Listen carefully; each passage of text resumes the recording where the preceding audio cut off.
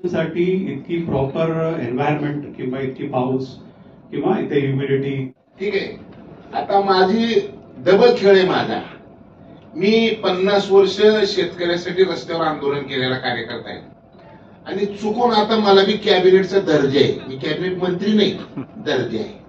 दर्जामध्ये त्याला जे जे मिळते ते मला मिळते. फक्त माझ्याकडे बदली करायचा अधिकार नाही, बजेटचा अधिकार नाही, बाकी सगळं बजेट नाही आपल्याकडे, शून्य इकडे का. तर कधी कधी मी जरा सरकारमध्ये हाय म्हणून बोलतो का सरकारच्या बाहेर बोलतो मलाही कळत नाही. त्याच्यामुळे मला माफ करा जरा. आता पहिलाच विषय असा आहे की मी कृषी मूल्य आयोगाचा अध्यक्ष आहे. ते मी दुसऱ्यांदा झालोय. दुसरं कोण मिळतच नाही तर बसायला. त्याचं कारण बरोबर ते जाऊ दे. आता मला इथं आपण शेतकरी बोलवले 500 शेतकरी. इथं सगळ्यात भाताचा चांगला शेतकरी कोण असेल?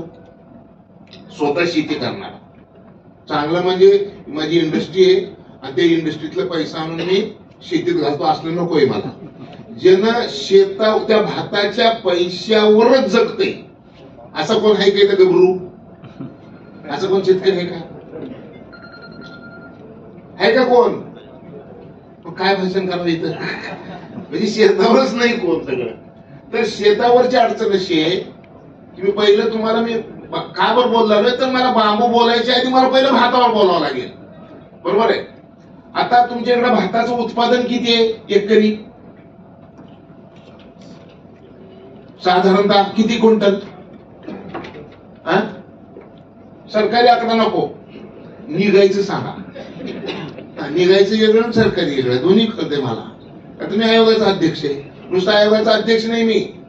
या आयोगाने देशातल्या काय काम करावं याच्यासाठी मोदी साहेबांनी 7 लोकांची कमिटी तयार केली. त्याच्या 7 पैकी बी आहे मी. म्हणजे वर बी आहे खडी बी आहे. डबल कळ आहे माझं. त्याच्यामुळे मला कोण बनवू शकत नाही. देशात तर कोण बनवू शकत, मीच बनवून, मला कोण बनवू शकत नाही. त्याच्यामुळे कोण आहे का शेतकरी तर उतारा किती येतं हे तरी सांगते का? पण तुम्ही भात बघितलाय का? तुम्ही इथून स्वतःच करू. हा किती हो? 8 ते 10 क्विंटल. आता सगळे जर समजून घ्यावं काय, 8 ते 10 क्विंटल, 10 क्विंटल धरूत आपण. काय भाव आहे खरेदी सरकारी? 2200 रुपये. 1900 ते 2000 म्हणजे किती झाले?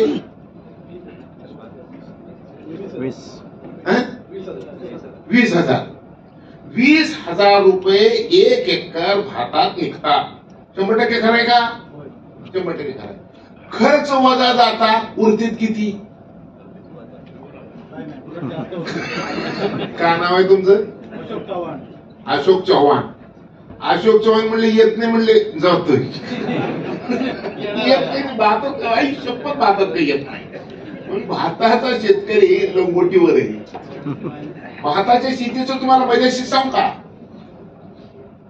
विविध कार्यकारी सेवा सहकारी संस्था असतात. तुम्ही जर कोल्हापूरमध्ये आणि सांगलीमध्ये जर गेलात तर क्रेडिट कोऑपरेटिव्ह सोसायटीची बिल्डिंग किती मजली? 1 मजली, 2 मजली, 3 मजली, 4 मजली, 5 मजली. उसाच्या भागामध्ये 4-4, 5-5 मजली विविध कार्यकारी सेवा सहकारी संस्थेच्या इमारती आहेत. बाहेरून सगळं ग्लास लावलाय आणि मध्ये चकाचक आहे.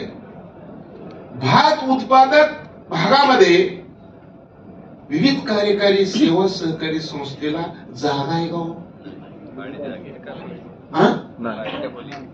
संस्थेला जागाच नाही. बिल्डिंगचं तर तिकडच जाऊ दे. म्हणजे उसात येतंय जातंय, व्याजावर एवढं होतंय. भातात कोण येत नाही, आज तर कोण फेडायला कधीच जात नाही. बरोबर आहे का? असा सगळा विषय आणि अशा भागामध्ये आपण आहे. त्याच्यामुळे आता आपण बांबूत आणि भातात तुलना जर करायची असेल तर बांबू का लावायचं? तर बांबू लावायचं एवढ्यासाठी की जिथं 1 एकर मध्ये 1 रुपया उरत नाही तिथं बांबूत काय उरणार आहे? बरं, आता मजूर मिळते का हो? ज्यांनी शेती करतात? चव्हाण साहेब शेती आहे का तुम्हाला? भातशेती भरपूर आहे. तुम्ही करताय काय? नाही करत नाही. बरोबर, व्हेरी गुड. इमानदारीने सांगितलं ते करत नाही. केलं तर मेलेच की. आता भर चाललाय, करत नाही म्हणून भर चाललंय. फळबागेकडे वळलाय. हा, आता बरं झालंय. चव्हाण साहेबांनी अजून एक चांगला प्रश्न सांगितला मला की आता मी आंब्याकडे वळलोय, मी काजूकडे वळलोय. चव्हाण साहेब मायनस मध्ये आहे तरी पण ते सांगायच्या आधी ते इमानदार माणूस आहे ते. काय बोलायचं आम्ही हा, मग म्हणजे मी पोषा फुटेल आहे ना. आयोगाचा अध्यक्ष आहे तुमच्या. मुसलमान माणसाला अध्यक्ष केलं तुमच्या संघटनेचं म्हणजे मामुली आहे का खेळ? काहीतरी चमत्कारिक असं म्हणून मी म्हणून तर केलं. बरोबर आहे.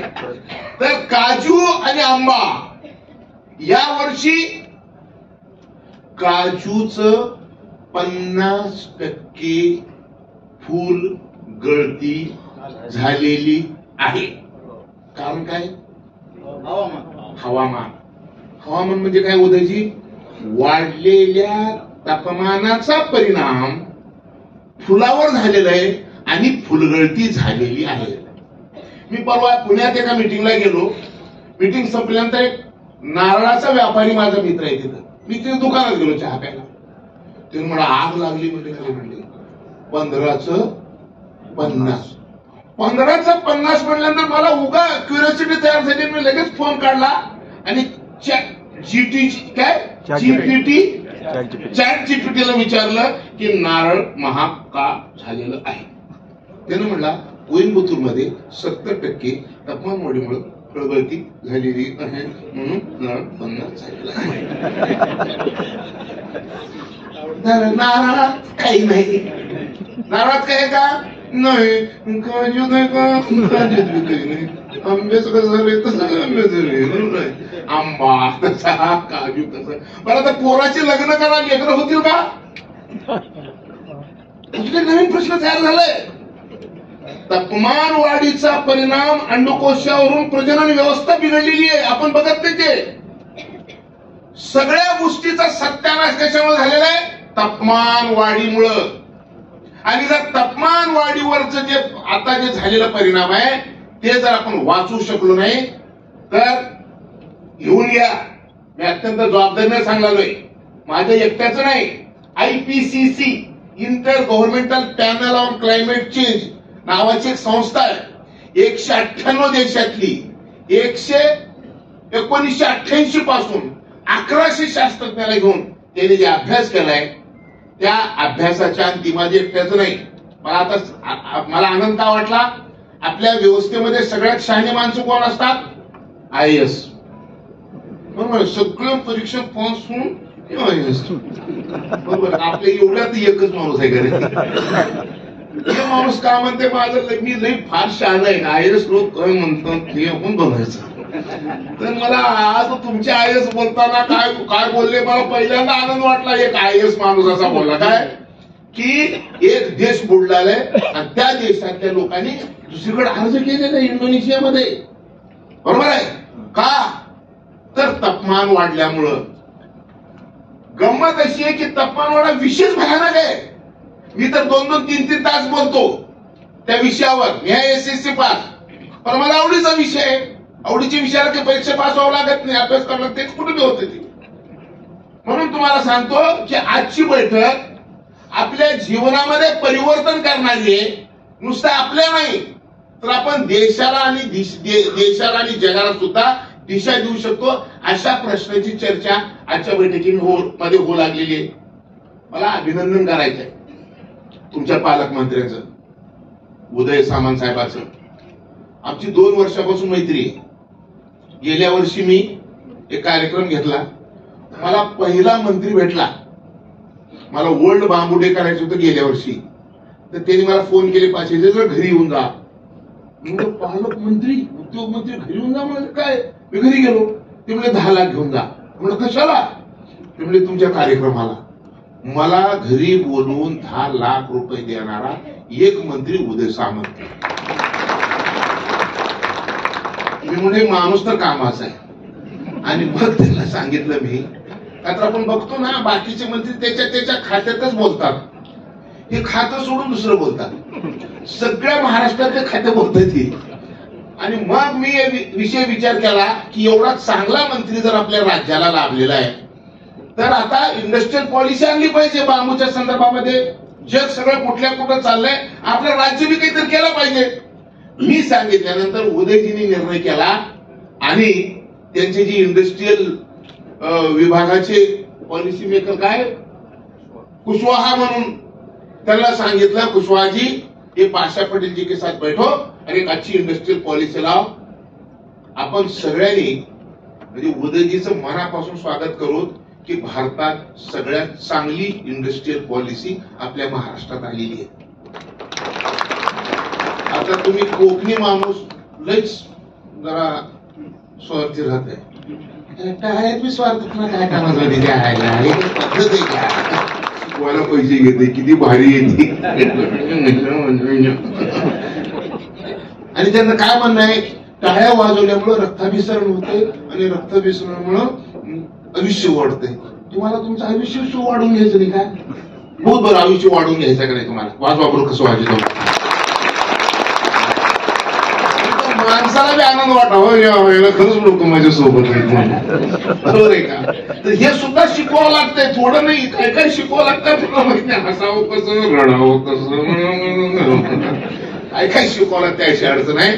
आणि म्हणून तुम्हाला आता सांगायचा अर्थ असा आहे की आता आपल्या राज्याला एक बांबू पॉलिसी मिळालेली आहे. आणि आनंद कशाचा आहे सांगतो तुम्हाला. काय करते बघा, 4,300 कोटी रुपये बांबूच्या इंडस्ट्रीला द्यायच्यासाठी आशियाई बँकेनं पैसे मंजूर केलेले आहेत. ते पैसे 7 वर्षापर्यंत द्यायचे, त्याला सबसिडी द्यायचे, भांडवल द्यायचे आणि ती इकडे म्हणजे येणार आहे का इकडे या म्हणजे खोबर खिचणीवर खोबर घासायच्या आधी खाली हात लावा लागतंय तर आपल्याला इथे मिळतंय बरोबर आहे का? किती लावायच्या आधी मी इकडे वशिला लावून सगळं व्यवस्थित करून घेतलं. बघा ना तुम्हाला काही करून घ्यायचं असेल. आणि म्हणून असं एक उद्योग मंत्री आपल्या राज्याला, तिने तुमचे प्रतिनिधी, तुमचे आमदार, तुमचे पालकमंत्री. आणि म्हणून परवा आम्ही असंच बसलो होतो. परवा का बरं बसलो आम्ही की पुन्हा 18 तारखेला वर्ल्ड बांबू डे. आपल्याला तर 2 कोटी रुपये खर्च होऊन आले. म्हणजे उद्याची सापडणंच गेले. विचारावं 10 लाख म्हणून गेलो मी. आणि त्या 10 लाखाच्या नादात हात मिळावा ठरला. पैसे तर मिळाले मला, 20 होणार होतं. यावेळेस बघा म्हणजे तुमच्यामुळं माझे 10 वाढतील. तुम्ही ज्या पद्धतीने इंटरेस्ट दाखवलो का नाही चव्हाण, तुमच्या चांगलं पुण्यामुळं माझं जमलं बरोबर आहे.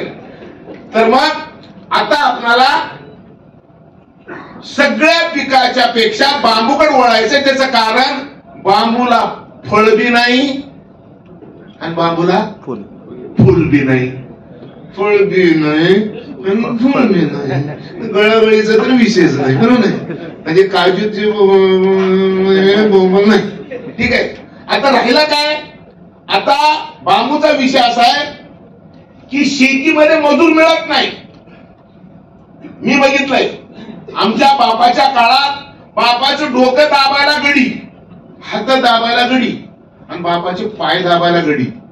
आता आमच्यावर वेळ काय आहे, आम्हाला गड्याचं पाय दाबावं लागते सगळ्या शेताला, तरी गडी म्हणतो येत नाही. रात्रीची कन्सेप्ट बंद झाली. पहिल्यांदा गडी ठेवलं की रात्र दिवस शेतात राहायचं. आता रात्री कुणाच्या शेतात गडी नावाचा प्रकारच राहिलेला नाही. त्याचे कारण काय ते जाऊ द्या. मग आता बांबू कसं आहे, एकदा बांबू लावलं की निन्नी नाही, खन्नी नाही, बोलणी नाही, फोडणी नाही, खन्नी नाही, काहीच नाही. एकदा लावलं की कुंभाराकडे जायचं, चिलीम बनवून घ्यायची. कळलं तुम्हाला का म्हणायचं? बांबू एकदा लागवड केली की शेतात काही सुद्धा कामाची गरज नाही. दुसऱ्या वर्षी फक्त तोडायला जायचं.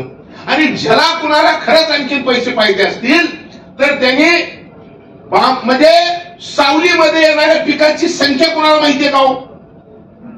कृषी अधीक्षक साहेब, किती पिकं सावलीत येतात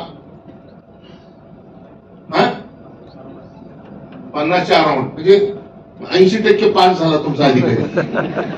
अराउंड म्हणजे शहाणा आहे ना, अराउंड म्हणजे खालीवर चालतंय ती 1200च आहे ती. सुमारे 50. तर ह्याच्यामध्ये ज्याला कुणाला 2 पैसे जास्त करायचे ते करता येते. आता बांबू मध्ये पैसे किती मिळतात ह्याच्यावर पण चर्चा करू. एक तर विषय झाला आपला कोणता, बांबूचे रोप, बांबूचे जात कोणची. आम्ही आता फॉरेस्टच्या मॅडम म्हणल्यात पहिलं तर अधिकाऱ्याला विरोध करायचा नाही, मेलो आपण.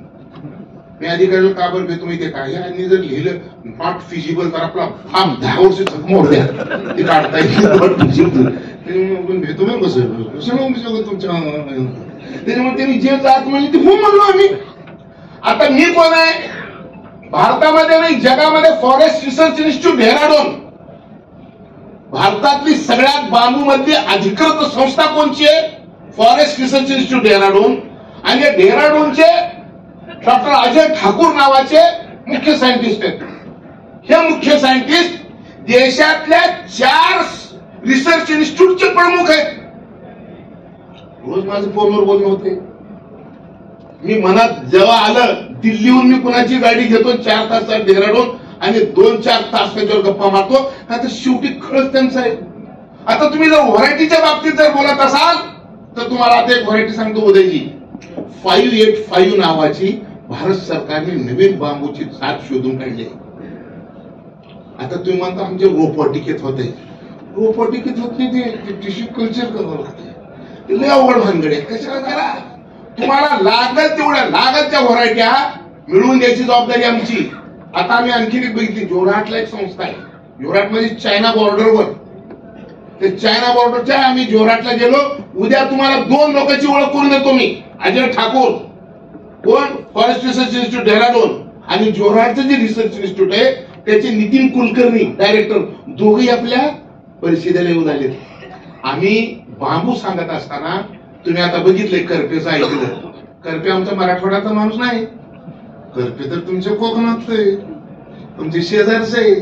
राहतो कुठं माहितीये का चव्हाण, लातूरला माझ्या घरी. तर तुम्हाला कळलंच नाही की, तुम्हाला कळलं नाही मी उचलून देऊ बरोबर. आता ते 5 वर्षापासून संजू करपे 24 तास मुंबईत माझ्या घरी करपे, लातूरला माझ्या घरी करपे. का तर 21 वर्षे सुरेश प्रभू सोबत या म्हणजे कोकणामध्ये एवढं मोठं काम करणारा माणूस, ज्या माणसाला आज त्या माणसाची किंमत काय माहितीये का, एकच आहे. जगामध्ये 48 देशात बांबू येते आणि 48 देशाचे टास्क फोर्स आहे. त्या टास्क फोर्सवर एनबार नावाचा टास्क फोर्स आहे, त्याच्यावर 23 तज्ञ आहेत सल्लागार. ते 23 तज्ञांमध्ये एक कोकणी आहे, त्याचं नाव संजय करपे. म्हणजे 48 देशाला बांबूत काय करायचं शिकवणार तुमच्या बघलं तर आपण काय करणार. आपला दोष आहे का ते, आमचा दोष तुमचा दोष आहे. नंबर 1, संजू करपेला 10 वर्ष युरोपियन युनियन 27 देशाच्या संस्थेने युरोपमध्ये बांबूचं एक झाड नाही परंतु बांबूवर अभ्यास करतंय. युरोपियन युनियन महिन्याला 10 लाख रुपये मानधन देऊन संशोधनाला एक माणूस नेमलं होतं युरोपियन युनियननं, त्याचं नाव संजू करपे. रतन टाटा आपल्या हयातीमध्ये बांबूवर काम करण्यासाठी 5.5 कोटी रुपये आपल्या संस्थेतून दिलेला कोण माणूस असेल त्याचं नाव संजू करपे. आणि आता टाटाचं जगभरामध्ये बांबूवर जे इंडस्ट्री चालू आहे किंवा रिसर्च चालू आहे ती सगळी फाईल कधी क्लिअर होती माहितीये का, त्या फाईलवर करपेची सही झाली तर. टाटा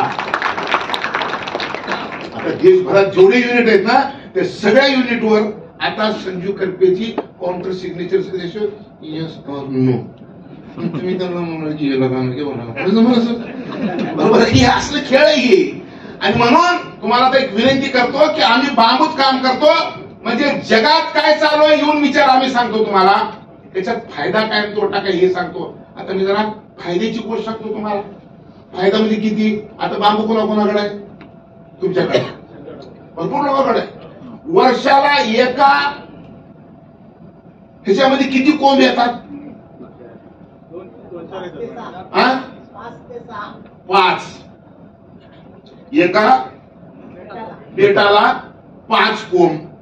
एक कितक्याला विकतंय? 50 रुपयाला एक विकतंय 50ला आणि वर्षाला विकते 5. म्हणजे किती झाले? 250 रुपये. एका हेक्टर मध्ये झाडं किती बसतात? 1100 गुणिले 500 किती झाले? 5,500. बरोबर आहे. म्हणजे एका हेक्टर मध्ये पैसे किती निघतात? 5,500,000. हेक्टरी 5.5 म्हणजे चव्हाण म्हणतात तिकडच नाही. आंबा पण तिकडे, आंबा पण निघणं काजू पण तिकडे. यायचं कुठं आहे? बांबू. येणं आहे का तुमचा उद्योगमंत्री? उद्योग मंत्र्याच्या लक्षात आलं हे उद्योग केल्याशिवाय माझ्या भागातल्या लोकांचं भलं होऊ शकत नाही. म्हणून उदयगिरी म्हणून 10 लाख देऊन ठीक आहे. एवढे पैसे या बांबू मध्ये मिळतात. मग माणूस नसलं तर चालतं, बरोबर आहे. माणूस नसलं तर चालतं, फक्त तोडायला गेलं तर चालतं. रान राहावं लागते, ते तुमच्या हातात आहे. योजना माहिती आहे का तुम्हाला? रोजगार हमी योजनेची महात्मा गांधी MREGS मध्ये महात्मा गांधी राष्ट्रीय ग्रामीण रोजगार हमी योजना माहिती आहे का सगळ्याला? ह्या योजनेमध्ये 2 हेक्टरच्या आतल्या शेतकऱ्याला बांबू लागवडीला किती पैसे मिळतात माहितीये का? ही अडचण आहे. बांबू चांगलाय मान्य काय का? एवढे भाषण झाले तरी तुमच्या लक्षात आलं नाही, म्हणून तर माझी किंमत आहे ना. 1 हेक्टर मध्ये बांबू लागवड करणाऱ्या शेतकऱ्याला 7.5 लाख रुपये मिळतात अनुदान. दान पुन्हा परत द्यायचं नाही.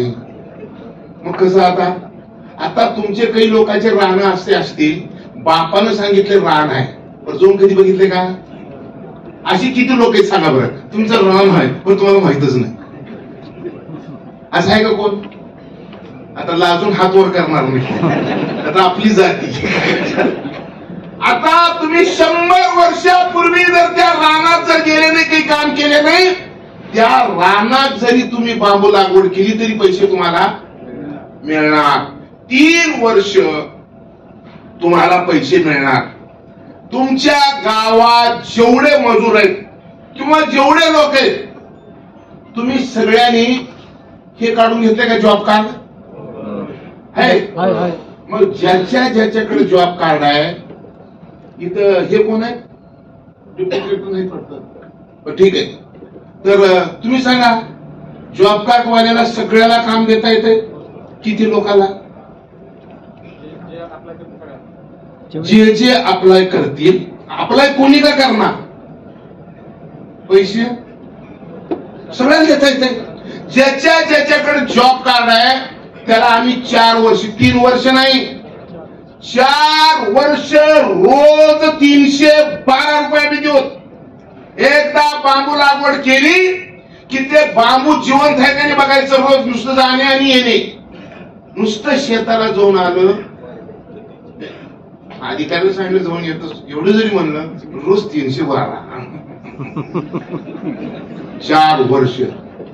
आणि मग 4 वर्ष तुम्हाला 657 रुपये एक रोपाला मिळणार आहेत. आणि हे झाल्यानंतर 4थ्या वर्षी कापायला येईल. आणि ज्यावेळेस कापायला येईल त्यावेळेस काय होईल? बांबू कापायला आलं की आज बांबूचं रेट किती आहे? 50. बांबूचा रेट 50 6,000 रुपये टन. कुठे आहे? बल्लारच्या पेपर मिलला 6,000 रुपये टन. संजू करपे त्यांच्या फर्निचर युनिटला बांबू विकत घेतात 25,000 रुपये टन. आता तुम्ही एका बांबूला 50 म्हणलं, टनावर गेल्यावर कसं किती त्याला आलं करंट. आता टनावर तर लई पैसे, बरोबर आहे. टनावर पैसे प्रचंड आहेत, परंतु हे पैसे कधी मिळतील? जर का समजा तुम्ही बांबू विकण्यापेक्षा बांबूच्या वस्तू तयार करून विकलो तर. आणि म्हणून मी गेल्या वर्षी उदयजीला सांगितलं होतं की तुमच्या भागातल्या सगळ्या महिला आता सोनं कसं तोळं झालंय? 1 लाख. गरीबांना आता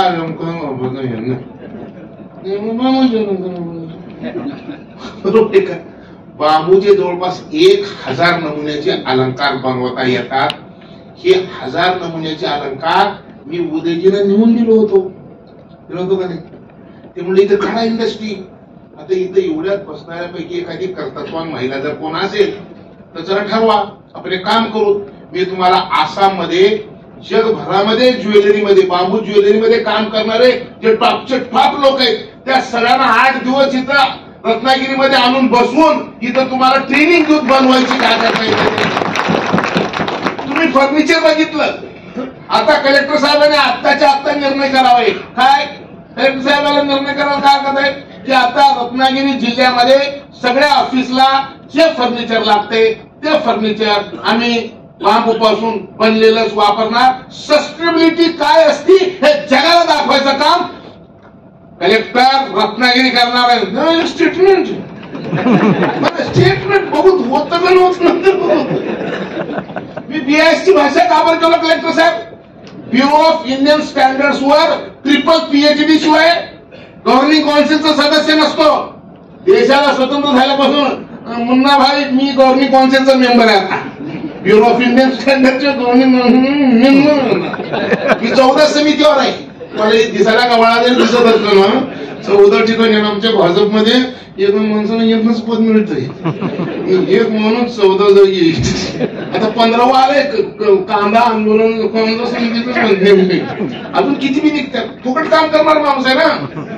आणि म्हणून आजचा हे सभागृह कदाचित इतिहासामध्ये जगातली मानवजात वाचवण्यासाठी काय प्रयत्न केले तर जगातली मानवजात वाचेल हे जर इतिहास लिहिला जाईल तर मी तुम्हाला सांगतो उदय सामंत साहेबांच्या अध्यक्षतेखाली होणारी ही बैठक जग वाचवायची भाषा करणारी बैठक आहे. मी असं काय म्हणलो तर 1750 ला कलेक्टर साहेब 1750 ला ग्लासगो मध्ये जे इंजिन सुरू झालं ते इंजिन लिव्हिंग अप स्टँडर्ड वाढवण्यासाठी वस्तू तयार करायचो. माणसाचं जीवनमान वाढवण्यासाठी वस्तू तयार करायच्या होत्या त्या इंधनातून तयार झाल्या. ते इंधन एवढं हरामखोर होतं की त्या इंधनातून तयार होणारी वस्तू वापरायला आता पृथ्वीवर माणूसच राहणार नाही 250 वर्षात. हवेतलं ऑक्सिजन खाल्लं, कार्बन सोडलं, तापमान वाढवलं, वस्तू तयार केलं. आता ती वस्तू देवाला आम्ही राहणार नाही. करा, कबूल करा, राहणार नाही आपण. आता आपल्याला काय करायचंय? आपल्याला आजच्या बैठकीमध्ये करायचंय अरे यंत्र बंद झालं तर सत्यानाश होणार आहे. आम्ही यंत्रही चालू ठेवू, उद्योगमंत्री साहेब यंत्रही चालू ठेवू, परंतु त्या यंत्रामध्ये ऑक्सिजन खायच्या ऐवजी ऑक्सिजन सोडायचं काम करू. ऑक्सिजन खायच्या ऐवजी ऑक्सिजन तयार करायचं काम करू. तापमान करू कमी, आम्ही CO2 कमी करू, वस्तू पण तयार करू. आणि त्याचं उत्तम उदाहरण म्हणजे काय? माझा चष्मा. माझा चष्मा तयार झाला बांबूपासून. माणसाला 280 किलो ऑक्सिजन लागतं वर्षाला. बांबूचं एक झाड 320 किलो ऑक्सिजन देते वर्षाला. 280 माणसाला 320 किलो बांबू देतंय. आणि माणसाचं दुश्मन जगात कोण आहे? 2 वस्तू, एक तर टेम्परेचर आणि दुसरं कार्बन. जगामध्ये जेवढे झाड आहेत त्या सगळ्या झाडापेक्षा अधिक 35% कार्बन खायची क्षमता बांबूत आहे. आणि तुमचं घर आणि रस्ता मध्ये जर तुम्ही बांबू लावलो तर 4 डिग्री टेम्परेचरचा फरक पडतंय. कार्बन कमी, टेम्परेचर कमी, वस्तू बी तयार होते. हे आपण देशाला दाखवत आणि दुसऱ्या तिसऱ्या समोर बोलून काही उपयोग नाही. हे उद्योग मंत्र्याच्या समोर, एक उद्योग मंत्री एका राज्याचा की 1750 ला जे झालं ते विकास तर करायचा आहे, पण त्याला थोडी दिशा बदलायची. दिशा बदलल्याशिवाय तुम्ही मी वाचणार नाही असा संदेश एका उद्योग मंत्र्याच्या तोंडातून जर गेलं तर हे जग सगळं असं टाचावर बघत की काहीतरी नवीन प्रकार चालू आहे. आणि म्हणून तुम्हाला मी सांगतो आपल्याला करायचं काय. आता 2 मिनिटात मी माझं संपवतो. 2 मिनिटात काय बोलू मी तुम्हाला, तर मी तुम्हाला हे सांगतो की ज्या दिवशी इंजिन तयार झालं होतं त्या दिवशी 280 ppm कार्बन होतं. कार्बन किती पाहिजे? 350 ppm. सध्या किती झाले? 427. आणि 450 ला तुमचं माझं काही खरं नाही. आणि 450 कधी होणार आहे? 2050 ला. 2050 कधी आहे? 2025 ला. 2025 आहे तर 25 वर्ष. या 25 वर्षामध्ये ड्रोन जर शहाणा झाला तर, ट्रम्प जर शहाणा झाला तर आपण 25 वर्षाला मारणार आहे. आणि ट्रम्प ओरिजिनल जर वागला तर 15 वर्ष होणार आहे खेळ. काय युक्रेन रशिया असं जर खेळ सुरू झाला, तिथे जे फटाकडे उडलेले आहेत ना, ते फटाकडे म्हणजे आपला आयुष्य संपवायसाठी. आणि सगळ्यात आणखी एक भयानक गोष्ट सांगतो, उदयजी तुमच्या डिपार्टमेंट कडून सांगतं, तुमच्या म्हणजे आपल्या काय सांगतंय की यावर्षी ऊर्जेची मागणी दुप्पट आहे. दुप्पट म्हणजे कोळसा दुप्पट, कोळसा दुप्पट म्हणजे CO2 दुप्पट, CO2 दुप्पट म्हणजे उन्हाचं म्हणून. हे सगळं लई मोठ्या चक्रामध्ये आपण अडकू लागलो. आणि म्हणून आता जगामध्ये काय चालू आहे? कोळशावर आधारित औष्णिक वीज प्रकल्प आपल्याला बंद करायचे आहेत. आणि कोळसा का जाळू नये? का तर 1 किलो कोळसा झाला की 2 किलो 800 ग्राम कार्बन तयार होते. बांबू पासून आता थर्मल चालवता येऊ शकते, याचा शोध लागला. आता उद्याची 14 तारीख टीव्ही बघा, दिल्ली दूरदर्शनवर मोदी साहेबांचं भाषण येणार आहे. काय भाषण येणार मी आता सांगतो. नेदरलँड, फिनलँड आणि भारत सरकार तिघांनी मिळून आसाममध्ये नुमालीगड नावाच्या गावामध्ये बांबू पासून इथेनॉल ची फॅक्टरी सुरू होत आहे. भूमिपूजन नाही, इथेनॉल सुरू झालं. 8 दिवस झालं इथेनॉल सुरू झालं. तिथे भास्कर फुकट म्हणून सीएम ने मला फोन केला, पाशाजी मैं देश में पहली बार तुमको फोन करूं. मैंने क्या हुआ भास्कर जी? तुम्हारे आज इथेनॉल हो गया, अब 14 तारीख को पीएम के हाथ से इसका हम ओपनिंग कर रहे. म्हणजे तुम्ही पूर्ण महाराष्ट्राला डिझेल पेट्रोल देईल अशी फॅक्टरी तर काढू शकताय. तुमच्या इथं समुद्र आहे. आता समुद्रात आजच मी आत्ताच्या बैठकीमध्ये सांगितलं ते डॉल्फिन मेलं म्हणून. डॉल्फिन का बरं मेलं? समुद्र कळलं तुम्हाला. समुद्राला वाचायचं असेल तर समुद्रात फिरणारे जे वाहन आहेत ना, त्या वाहनामध्ये 0.2 पेक्षा जास्त सल्फर न निघणार आहे इंधन वापरावं लागणार आहे, तर हे चालणार आहे. आणि जगामध्ये एकच इंधन असं आहे की 0 सल्फर निघणार, ते म्हणजे बांबू आहे. आणि कलेक्टर साहेब तुम्हाला एक छोटी गोष्ट सांगतो. 1 लिटर पेट्रोल पासून 3 किलो कार्बन तयार होते. 1 लिटर मक्यापासून जे इथेनॉल बनते त्याच्यामध्ये 55% कार्बन निघते. ऊसापासून जे इथेनॉल निघते त्याच्यात 45 निघते. आणि बांबू पासून जे इथेनॉल निघते त्याच्यामध्ये फक्त 5% CO2 आहे. जगामध्ये खऱ्या अर्थानं सस्टेनेबल मटेरियल जर काही असेल तर बांबू आहे. आणि सगळ्यात आनंदाची गोष्ट काय माहितीये का? बांबू महाराष्ट्रात सगळ्यात चांगलं फक्त तुमच्या जिल्ह्यात येऊ शकते. काही काळी वळली चांगली गोष्ट सांगितली.